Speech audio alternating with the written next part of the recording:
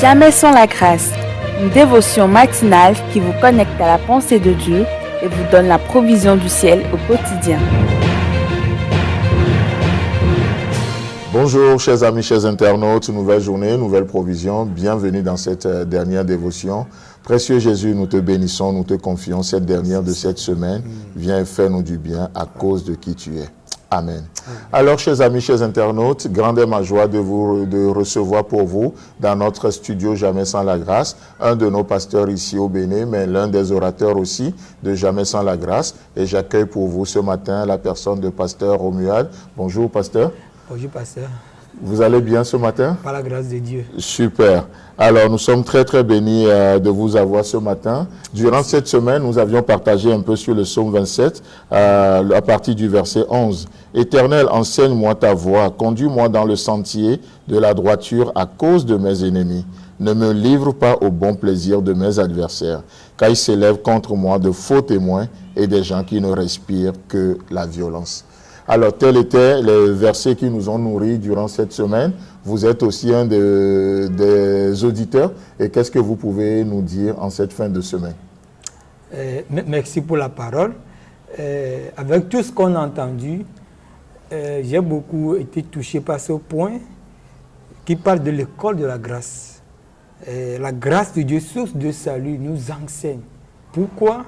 Le psalmiste l'a dit, si nous ne sommes pas enseignés, à cause de nos ennemis, nous n'allons pas pouvoir devenir grands. Et souvent, nous sommes nos propres ennemis.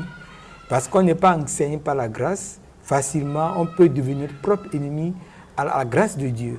Et je me réfère aussi à une parole que Jésus a prononcée dans Matthieu 11, verset 29, où il va dire que ceux qui sont fatigués viennent à lui, qu'ils prennent son joug et qu'ils reçoivent son instruction. Dans la version Semeur, il est dit qu'ils se mettent à son école. C'est quelle école? C'est l'école de la grâce. Et tout ça pour que quoi? Pour que je puisse être reconnaissant de ce que Dieu a fait pour moi et ne pas être mon propre ennemi. Waouh, super.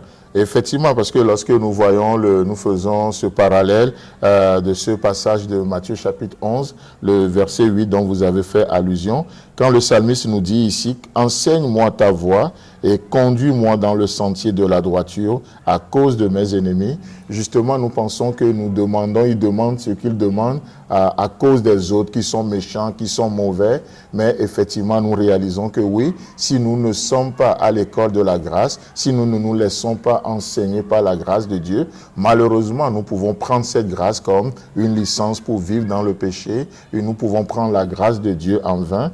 Et donc, le psalmiste demande cela, mais non seulement à cause des ennemis, mais pour que lui-même ne devienne pas un ennemi de la croix. Alors, pasteur Romuald, c'est comment vous pouvez, ou qu'est-ce que vous pouvez nous dire, quelle est l'importance du fait de se laisser enseigner par la grâce de Dieu? Est-ce que je ne peux pas avoir un autre enseignant dans la vie, la loi, ma propre justice? Est-ce que ce n'est pas quand même un enseignant? Bien sûr, on a tellement d'enseignants. Moi-même, je peux m'enseigner moi-même. Je peux laisser la loi m'enseigner, mes mérites m'enseigner. Mais c'est quoi la finalité? Où est-ce que ça m'a mené? C'est ça la question.